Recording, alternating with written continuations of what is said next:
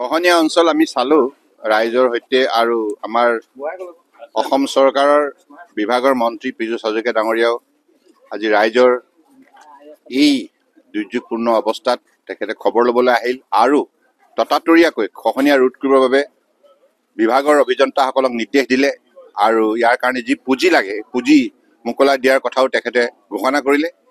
সামগ্ৰিকভাৱে অসম চৰকাৰৰ তৰফৰ পৰা তৎপৰতাৰে ৰাইজৰ এই স্পৰ্শকাতৰ সমস্যা সমাধানৰ বাবে ইতিমধ্যে তৃণমূল পৰ্যায়ত বাস্তৱসন্মত পদক্ষেপ গ্ৰহণ কৰিছে। তাৰ বাবে মই অসম চৰকাৰৰ মন্ত্ৰী পীযুষ হাজৰিকা ডাঙৰীয়াক ধন্যবাদ জনাইছোঁ আৰু লগতে ইয়াত যিসকল ক্ষতিগ্ৰস্ত পৰিয়াল আছে তেখেতসকলৰ সংস্থাপনৰ বাবেও অসম চৰকাৰৰ তৰফৰ পৰা ইতিমধ্যে আগন্তুক দিনত পদক্ষেপ লোৱাৰ কথা ঘোষণা কৰিছে।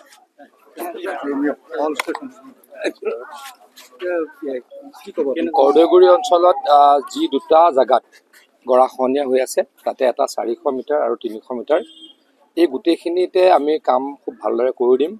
আচলতে দুইফালে কামখিনি হৈ আছে কিন্তু মাজত অলপ থাকি গ'ল, এইখিনি অতি সোনকালে ঠিক কামখিনি কৰি দিয়া যাব যাতে আমাৰ খিলঞ্জীয়া মানুহখিনিৰ ক্ষতি নহয়। এই গোটেইখিনি মই নিজে মই মনিটৰিং কৰিম, তদাৰক কৰিম আৰু 1 মাহৰ ভিতৰত মই আকৌ এবাৰ ইয়ালৈকে আহিম। কেইবাটাও কাম কৰিব দিছোঁ, 4টা চেনেল সোমাই আহিছে, সেই চেনেলকেইটাও মাৰি দিবলৈ দিছোঁ আৰু যথেষ্টখিনি কাম কৰিব লগা আছে। মই নিজে গোটেইখিনি মনিটৰ কৰিম।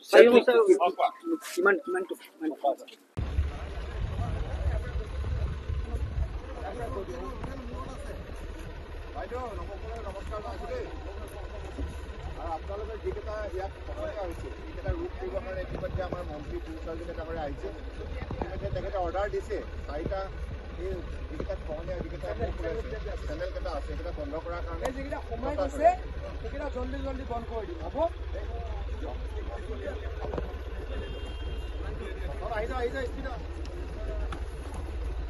মই নদীত যে এনেকৈ ঘূৰি ফুৰোঁ, আপুনি অসমৰ আপুনি যিমান জেগাত চাব নদীৰ ওপৰৰ কাষখিনি চবতকৈ বেছি চফা অকল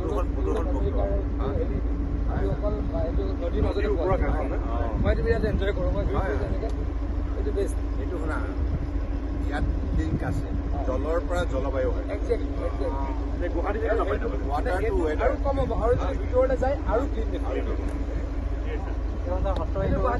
এইটো ভাগৱতৰ ঘৰ বুলি কয় ছাৰ, একদম কাষতে আছে। এইটো ছাৰৰ হেৰিয়তে নামটো আছে। এইটো ছাৰ মাৰিলে আজি এইটো মই কাৰণে হৈ গ'ল। এইটো ধুনীয়া কাম হৈছে, এই কামটো ধুনীয়া হৈছে।